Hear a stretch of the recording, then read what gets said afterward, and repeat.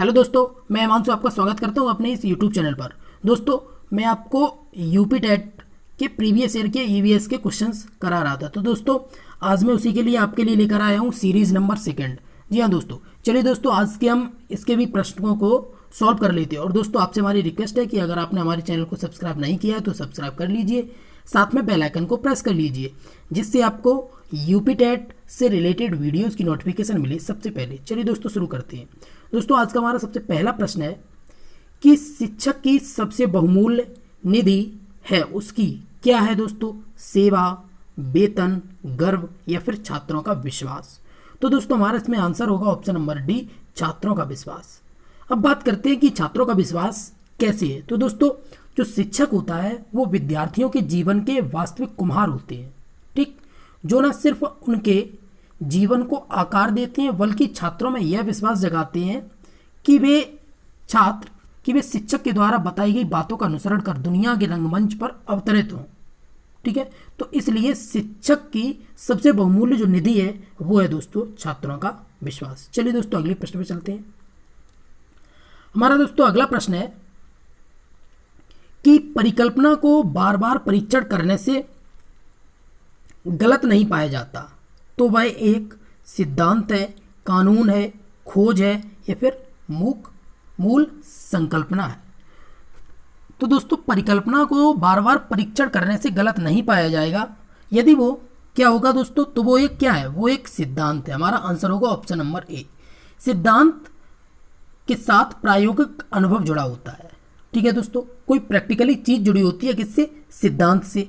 परिकल्पना को बार बार निरीक्षण व परीक्षण करने के बाद जब इस बात को भान हो जाता है कि यह परिकल्पना सार्वभौमिक रूप से सत्य है, मीन्स जो परिकल्पना है, जो हम परिकल्पना कर रहे हैं वो पूर्ण रूप से सत्य है, जब वो सत्य साबित हो जाती है तो दोस्तों उसे हम क्या करते हैं? यह सिद्धांत का, परिकल्पना जो है यही सिद्धांत का रूप ग्रहण कर लेती है। तो दोस्तों, परिकल्पना को बार बार परीक्षण करने से गलत नहीं पाया जाता, तो वह एक है क्या दोस्तों? सिद्धांत। हमारा आंसर होगा ऑप्शन नंबर ए। चलिए अगले प्रश्न पे चलते हैं।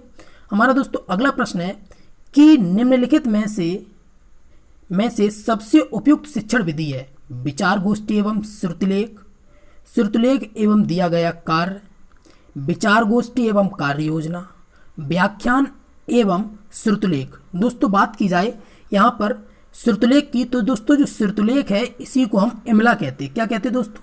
इमला। हम अपनी भाषा में इसको इमला कहते हैं। वैसे दोस्तों यही हमारा श्रुतिलेख है। श्रुतिलेख दोस्तों कैसे है कि श्रुति मतलब सुनना, लेख मतलब लिखना, सुनकर लिखना। तो दोस्तों सुनकर क्या लिखते हैं हम? इमला। विचार गोष्ठी तो आपको समझ में आ रहा होगा। तो इसमें पूछा गया है कि निम्नलिखित में से सबसे उपयुक्त शिक्षण विधि है, जो सबसे सही विधि है वो क्या है? तो दोस्तों वो हमारी होगी कि पहले हम किसी पर विचार गोष्ठी करेंगे एवं उसकी हम कार्य योजना बनाएंगे। ठीक है दोस्तों, समझ में आ गया होगा आपको। चलिए अगले प्रश्न पर चलते हैं। हमारा आंसर होगा ऑप्शन नंबर सी। दोस्तों, हमारा अगला प्रश्न है कि निम्नलिखित में से कौन सी ग्रीन हाउस गैस नहीं है? इनमें से कौन सी गैस है जो ग्रीन हाउस गैसेस नहीं है? तो दोस्तों carbon dioxide, nitrous oxide, helium या फिर मीथेन। अगर दोस्तों बात की जाए कि इनमें से कौन सी ग्रीन हाउस गैस नहीं है, तो दोस्तों हमारा इसमें आंसर होगा ऑप्शन नंबर सी, हीलियम नहीं है। अब बात करते हैं कि हीलियम कैसे नहीं है। तो दोस्तों ग्रीन हाउस गैसें ग्रह के वातावरण या जलवायु में परिवर्तन और अंततः भूमंडलीय ऊष्मीकरण के लिए उत्तरदायी होती हैं। इनमें सबसे ज़्यादा उत्सर्जन कार्बन डाइऑक्साइड, नाइट्रस ऑक्साइड और मीथेन, क्लोरोफ्लोरोकार्बन, जलवाष्प, ओजोन आदि करती हैं। इन गैसों का उत्सर्जन आम प्रयोग के उपकरणों, वातानुकूलक जैसे कि फ्रिज है आपका, कंप्यूटर है, स्कूटर है आदि से होता है। और जो हीलियम गैसें होती हैं ये ग्रीन हाउस गैस नहीं है, क्योंकि दोस्तों यह एक निष्क्रिय गैस है। कैसी गैस है दोस्तों? ये एक निष्क्रिय गैस है, इसलिए यह ग्रीन हाउस गैस नहीं है। तो हमारा आंसर होगा दोस्तों ऑप्शन नंबर सी। चलिए अगले प्रश्न में चलते हैं। हमारा अगला प्रश्न है दोस्तों प्रश्न नंबर 5, ध्वनि प्रदूषण का मापन किस इकाई द्वारा किया जाता है? बात कर रहे हैं दोस्तों ध्वनि प्रदूषण किस इकाई द्वारा किया जाता है? जूल द्वारा, डेसिबल द्वारा, न्यूटन द्वारा, नैनो इकाई द्वारा। दोस्तों अगर बात की जाए जूल, तो जूल जो है वो कार्य की इकाई है। किसकी दोस्तों? कार्य की इकाई। और न्यूटन जो है ये हमारी बल, फोर्स की इकाई है। बात की जाए डेसिबल, तो दोस्तों डेसिबल जो है ये हमारी ध्वनि की इकाई है। दोस्तों ध्वनि के बारे में थोड़ी सी बात कर लेते हैं कि ध्वनि प्रदूषण जो होता है इसके मापन की जो इकाई है वो तो डेसिबल है। और दोस्तों आपको पता होगा कि 80 डेसिबल या इससे अधिक का शोर श्रवण शक्ति को स्थायी हानि पहुंचाने में सक्षम होता है। कि 80 डेसिबल से अगर ऊपर का होगा तो हमें परेशानी होगी, हमारे कानों में हमें परेशानी होगी। सामान्य श्रवण जो शक्ति होती है वो दोस्तों आपकी 25 से 30 डेसिबल होती है। कितनी दोस्तों? 25 से 30 डेसिबल की ध्वनि आपके लिए सामान्य होती है। ठीक। और 5 डेसिबल की ध्वनि अत्यंत मंद होती है। कैसी दोस्तों? अगर 5 डेसिबल है तो वो बहुत ही स्लो होगी। ठीक। और 75 डेसिबल जो है ये आपकी साधारण तेज होगी, कि हाँ ठीक है आप इसको सुन रहे हैं, जैसे कि डीजे वगैरह पे सुनते हैं। और 95 डेसिबल ये दोस्तों बहुत ही ज़्यादा तेज हो जाती है। और 120 डेसिबल की जो होती है यह इससे अधिक की ध्वनि तीव्र कष्टकारक होती है। ठीक है, तो दोस्तों हमारा ध्वनि का मापन की इकाई क्या हो गई? हमारी डेसिबल। चलिए अगले प्रश्न में चलते हैं। हमारा अगला प्रश्न है दोस्तों, निम्न में से किस स्थल आकृति का निर्माण हिमानी द्वारा हुआ है? दोस्तों बात कर रहे हैं यहाँ हिमानी की। हिमानी का मतलब होता है कि हिम नदी। क्या दोस्तों? हिम नदी। तो इसमें ऑप्शन है लेपीज, यू आकार की घाटी, वी आकार की घाटी या फिर जल प्रताप।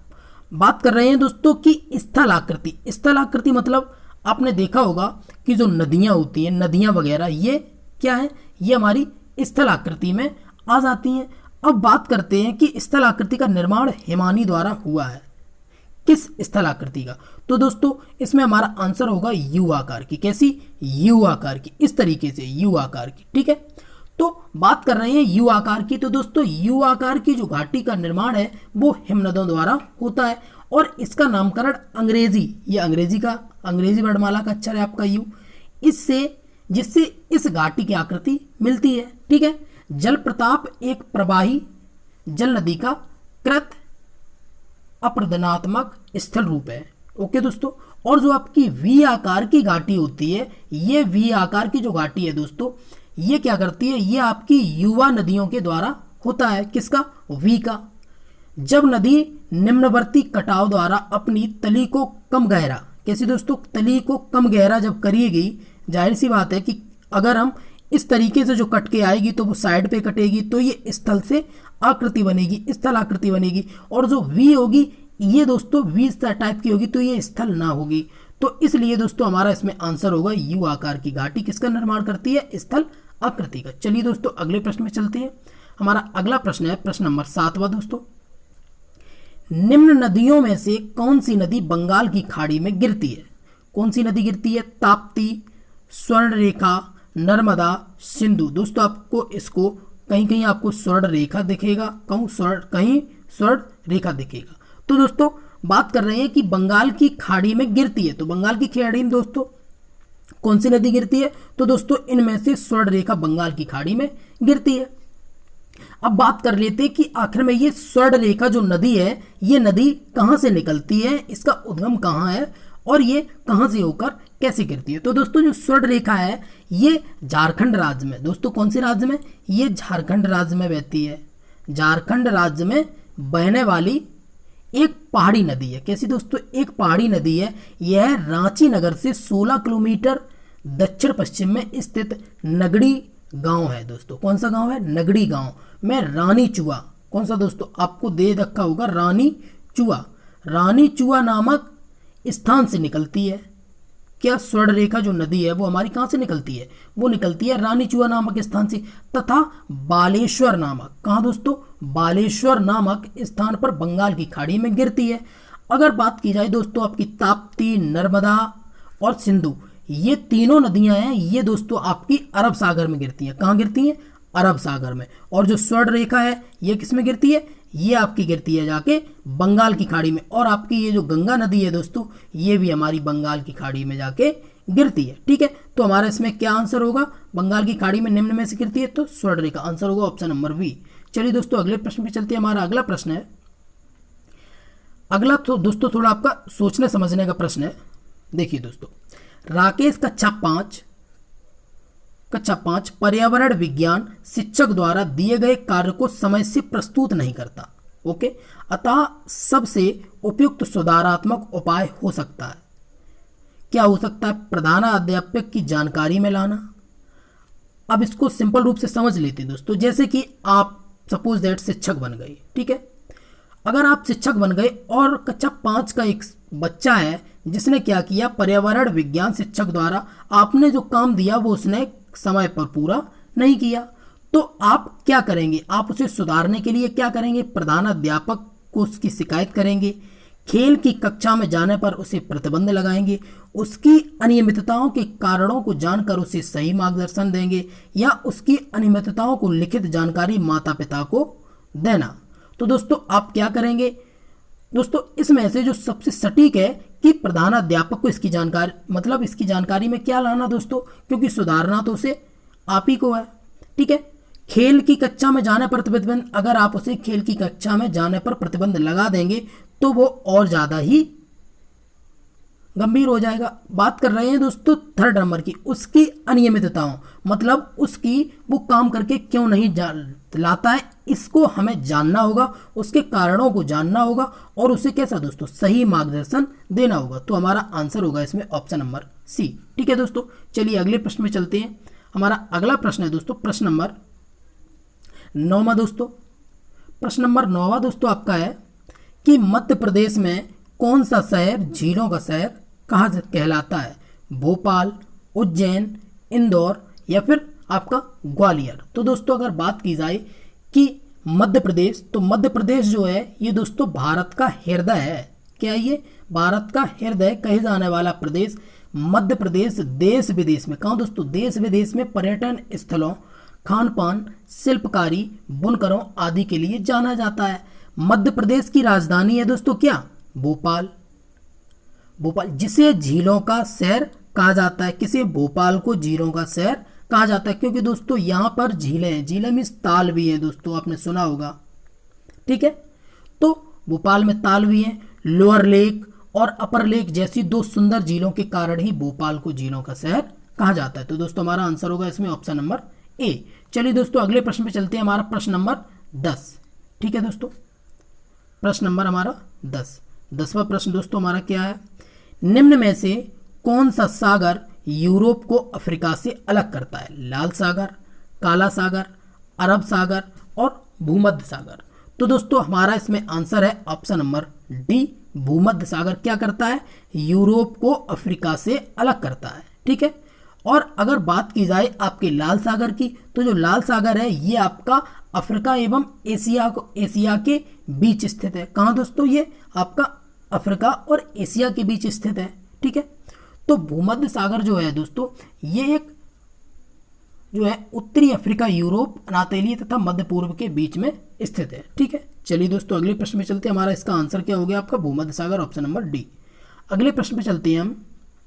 हमारा अगला प्रश्न है दोस्तों प्रश्न नंबर 11वां, अंतर्राष्ट्रीय ओजोन दिवस मनाया जाता है, ये कब मनाया जाता है, 16 सितंबर को, 7 दिसंबर को, 30 मार्च को या फिर 22 अप्रैल को। तो दोस्तों बात की जाए अंतर्राष्ट्रीय ओजोन दिवस की, तो ये हमारा मनाया जाता है दोस्तों 16 सितंबर को। कब, 16 सितंबर को, ऑप्शन नंबर ए। 16 सितंबर को दोस्तों क्यों मनाया जाता है, क्योंकि यूएनओ जो है दोस्तों, यूएनओ ने 19 दिसंबर सन 1994, कौन सा दोस्तों, सन 1994 को 16 सितंबर को international day for the preservation of ozone layer घोषित कर दिया था। यह तारीख मॉन्ट्रियल प्रोटोकॉल की यादगार तिथि के रूप में तय की गई और ओजोन दिवस, ठीक है दोस्तों, तो आपका पता चल गया आपको कि अंतर्राष्ट्रीय ओजोन दिवस कब मनाया जाता है, 16 सितंबर को। शुरुआत कब से हुई दोस्तों हमारी, 19 दिसंबर 1994 को, 16 सितंबर को यह घोषित किया गया कि 16 सितंबर को ओजोन दिवस मनाया जाएगा। चलिए अगले प्रश्न में चलते हैं। हमारा प्रश्न नंबर 12वां है दोस्तों कि किसी खाद्य श्रृंखला में शाकाहारी होते हैं, आपको दोस्तों इससे पहले मैंने सेशन कराया था, उसमें मांसाहारी के बारे में पूछा गया था। इसमें पूछा गया है कि किसी खाद्य श्रृंखला में शाकाहारी होते हैं क्या? प्राथमिक उत्पादक, प्राथमिक उपभोक्ता, द्वितीय उपभोक्ता या फिर अपघटन करता। अगर बात की जाए दोस्तों आपकी, तो आपके इसमें जो प्राथमिक उत्पादक होते हैं ये दोस्तों आपके पेड़ पौधे होते हैं। क्या होते हैं दोस्तों? पेड़ पौधे होते हैं, ठीक। और बात की जाए प्राथमिक पेड़ पौधे, ओके, और बात की जाए प्राथमिक उपभोक्ता की, तो दोस्तों ये आपके शाकाहारी होते हैं। कैसे होते हैं दोस्तों? ये आपके शाकाहारी होते हैं, ठीक। और जो द्वितीय उपभोक्ता होते हैं ये आपके मांसाहारी होते हैं दोस्तों, ओके।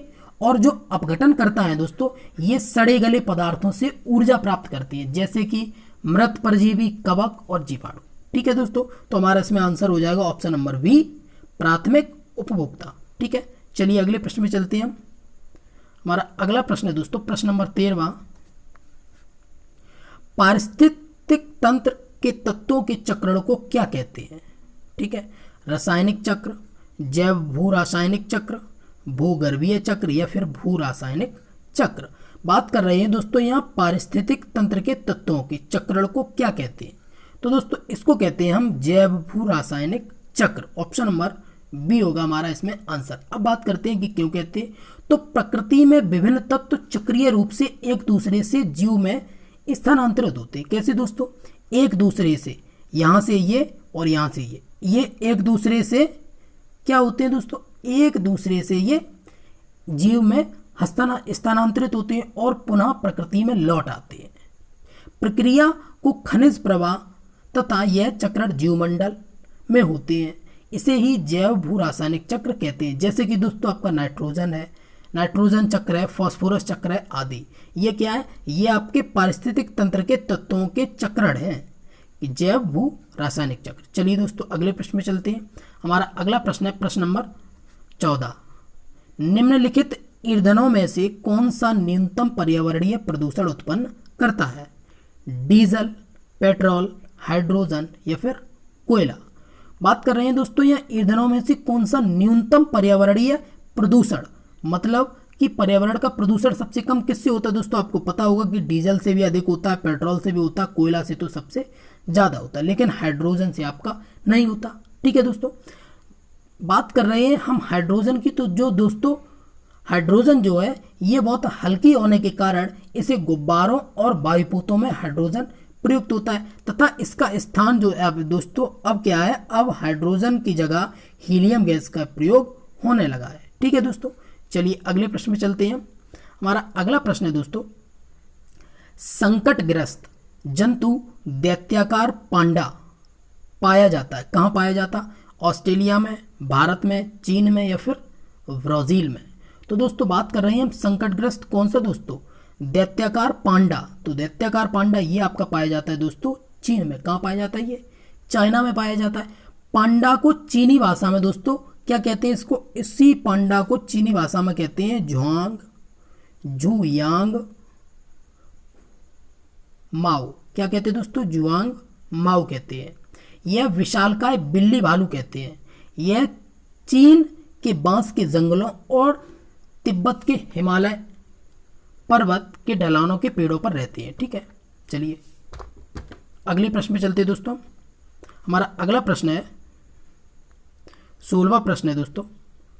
16वां प्रश्न है हमारा दोस्तों, निम्नलिखित में से किस गैस के कारण भोपाल की त्रासदी हुई थी? दोस्तों आपने सुना होगा कि भोपाल में एक गैस त्रासदी हुई थी। उसमें कौन सी गैस थी दोस्तों? Chlorofluorocarbon, carbon dioxide, nitrous oxide या फिर मिथाइल आइसोनेट। तो दोस्तों भोपाल में जो भोपाल त्रासदी हुई थी उसमें जो गैस थी वो थी दोस्तों मिथाइल आइसोनेट, आइसोसाइनेट। इससे भोपाल त्रासदी हुई थी दोस्तों। ये कब हुई थी आपकी? तो ये आपकी हुई थी 3 दिसंबर सन 1984 को। ठीक है, यह एक भयानक औद्योगिक दुर्घटना हुई। इसे भोपाल गैस कांड भी कहते हैं दोस्तों। ठीक है, चलिए अगले प्रश्न में चलते हैं दोस्तों। हमारा अगला 17वां प्रश्न है कि किस देश में क्रिसमस का त्यौहार गर्मियों में मनाया जाता है? ठीक है, जापान में, भारत में, ऑस्ट्रेलिया में और अमेरिका में। तो दोस्तों आपका जो क्रिसमस का त्यौहार जो गर्मियों में मनाया जाता है वो मनाया जाता है दोस्तों ऑस्ट्रेलिया में। ऑस्ट्रेलिया में क्यों मनाया जाता? दोस्तों बात की जाए क्रिसमस डे की, तो क्रिसमस डे आपका बनाया जाता है कब? 25 दिसंबर को।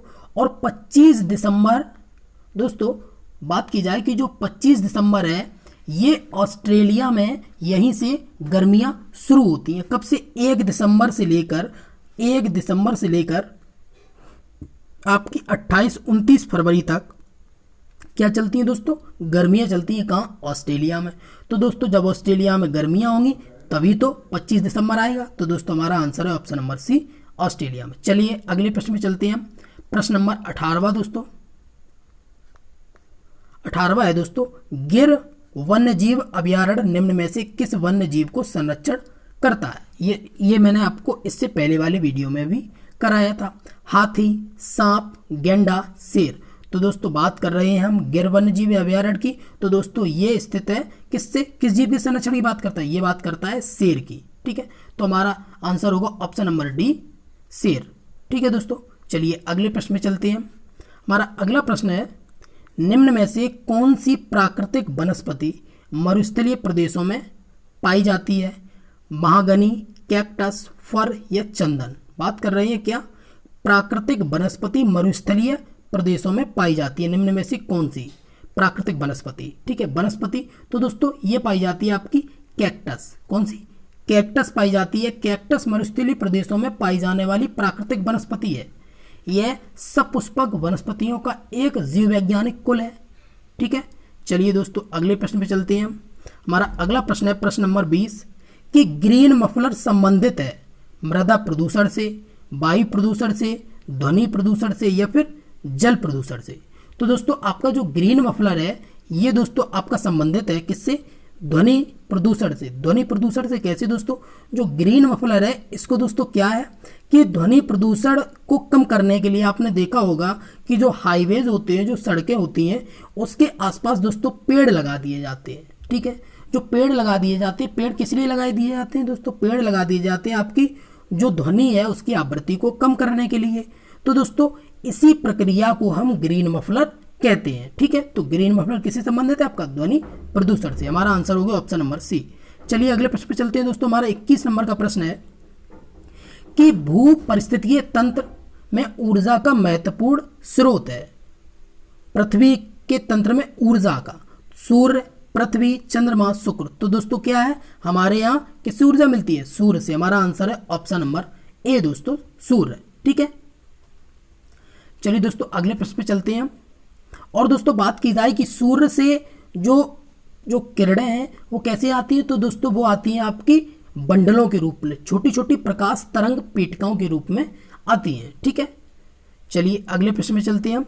हमारा अगला प्रश्न है दोस्तों, टाइटन किस ग्रह का प्राकृतिक उपग्रह है? वरुण, बुध, शनि या शुक्र?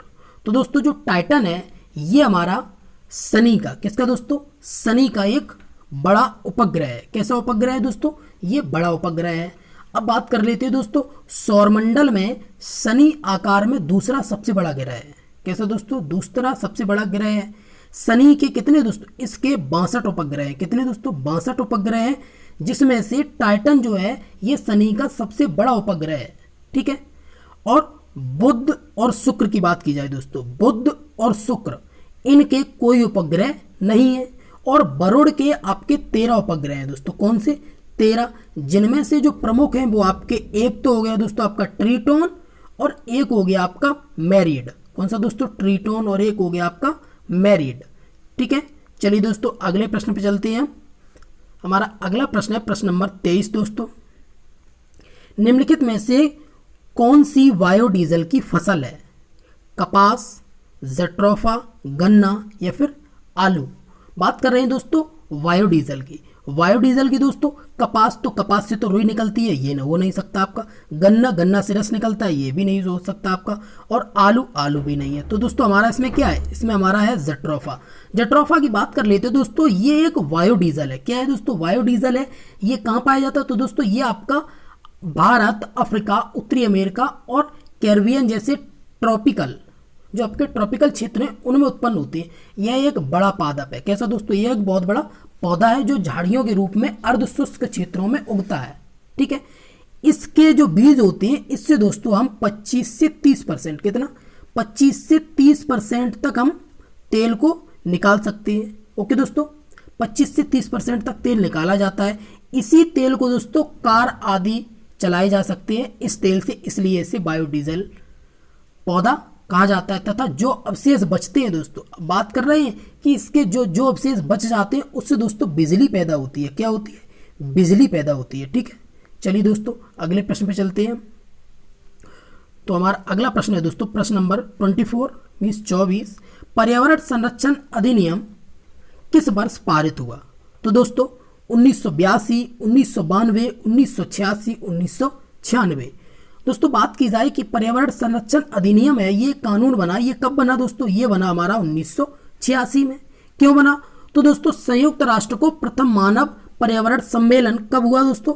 5 जून 1972 को। कब हुआ? 5 जून 1972 को। ये कहाँ हुआ था आपका? ये हुआ था दोस्तों आपका स्टॉकहोम में।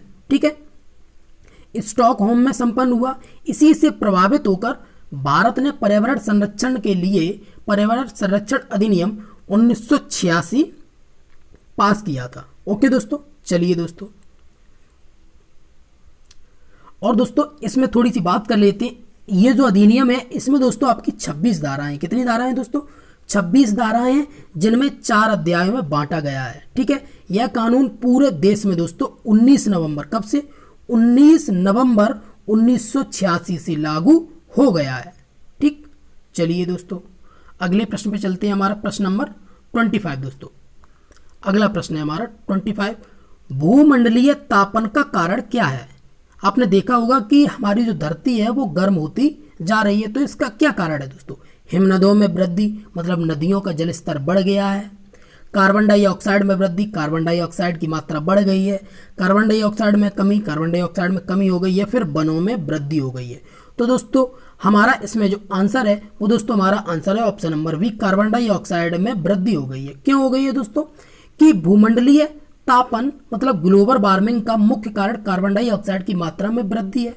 धरती पर विनाशक गैस के बढ़ने की मुख्य वजह जीवाश्म ईंधनों, जैसे दोस्तों कोयला हो गया, आपका कोयला है, तेल है आदि का इस्तेमाल और जंगलों की कटाई, धरती पर घटती पेड़ों की संख्या की वजह से कार्बन डाइऑक्साइड का स्तर बढ़ गया है दोस्तों। ठीक है, तो इसी वजह से इसे भूमंडलीय तापन में वृद्धि हो रही है। तो हमारा इसमें आंसर होगा option number B, carbon dioxide में वृद्धि। तो दोस्तों आज का सेशन आपको कैसा लगा आप हमें कमेंट बॉक्स में जरूर बताएं, और दोस्तों आपके कितने प्रश्न इसमें सही हुए हैं वो भी आप हमें कमेंट बॉक्स में जरूर बताएं। दोस्तों अगर वीडियो अच्छी लगी हो तो वीडियो को लाइक कर दें और अपने दोस्तों में शेयर कर दें। दोस्तों आपको निश्चित ही आपको अपने यूपी टेट के एग्जाम में ईवीएस के सेशन में, पर्यावरणीय अध्ययन के सेशन में आपको जरूरी सफलता मिलेगी। आपका स्कोर 30 में से लगभग 28 या 29 का आपका होगा। ठीक है दोस्तों, चलिए दोस्तों आज के इस वीडियो को यहीं समाप्त करते हैं।